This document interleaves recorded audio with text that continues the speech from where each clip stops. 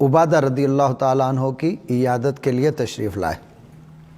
تو آپ صلی اللہ علیہ وآلہ وسلم رونے لگے۔ اب جو میں بات پہلے عرض کر رہا تھا کہ آنکھ کا آنسو، آنکھوں سے رونا، ایک ہوتا ہے آواز نکال کے رونا، جو آواز نکال کے رونا ہے اس پر عذاب ہے، گناہ ہے اور اس پر سزا بھی ہے۔ اور آپ آقا علیہ الصلوۃ والسلام رونے لگے، صحابہ اکرام رضوان اللہ تعالی علیہم اجمعین بھی حضور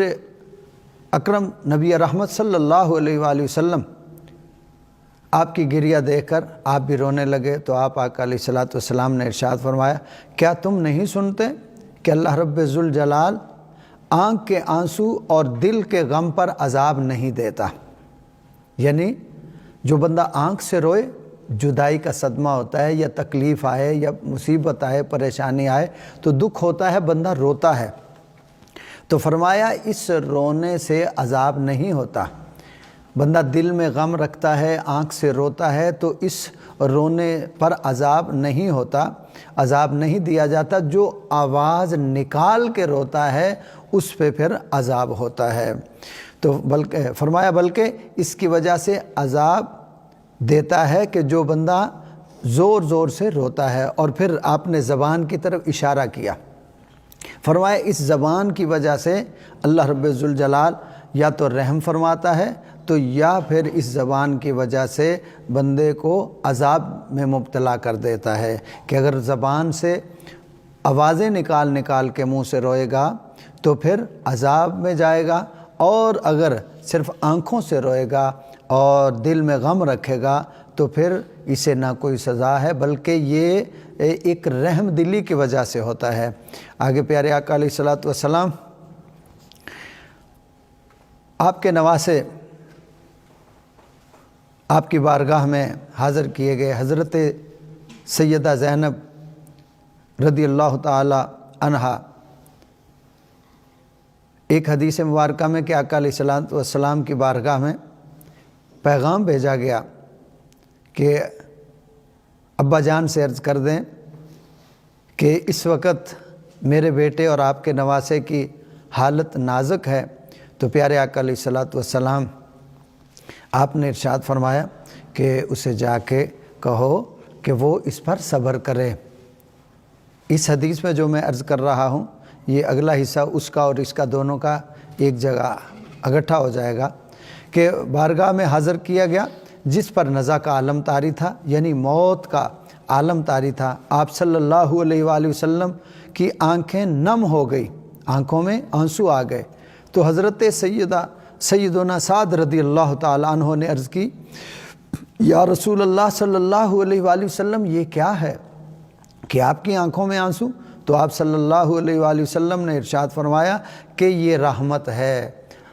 منہ سے آواز نہ نکلے، آنکھوں میں آنسو آ جائیں تو فرمایا یہ رحمت ہے، یہ رحمت کا رونا ہے۔ تو اللہ رب ذوالجلال نے اپنے بندوں کے دلوں میں پیدا کی ہے،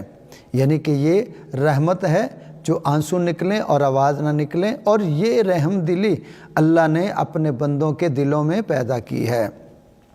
اور اللہ رب ذوالجلال اپنے رحم دل بندوں پر ہی رحم فرماتا ہے کہ جن کے دلوں میں رحم ہوتا ہے ان کی آنکھ میں آنسو بھی آتا ہے مگر آواز نہیں نکلتی، اور اللہ اپنے رحم دل بندوں پر ہی رحم فرماتا ہے۔ اسی طرح آپ کے لخت جگر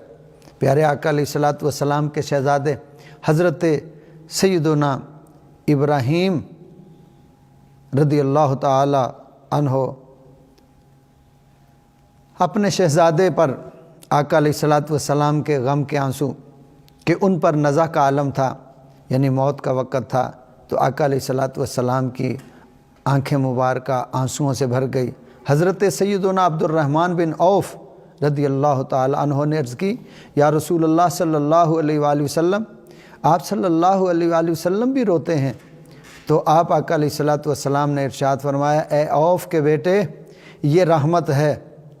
انہوں نے دوبارہ عرض کی تو آپ صلی اللہ علیہ وآلہ وسلم نے ارشاد فرمایا، آنکھیں بہہ رہی ہیں اور دل غمگین ہے، حالانکہ ہم وہی کہہ رہے ہیں جو ہمارے رب اللہ رب ذوالجلال کو پسند ہے، اور یقیناً اے ابراہیم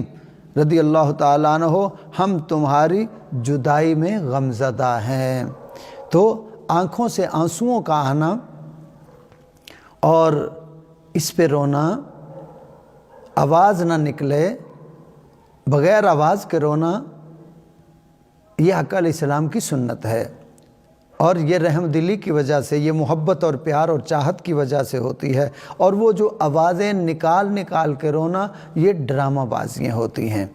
اور وہ جو ڈرامہ بازیاں ہوتی ہیں وہ خود بھی عذاب میں مبتلا ہوں گی، اور وہ دوسروں کو بھی، فوت ہونے والوں کو بھی عذاب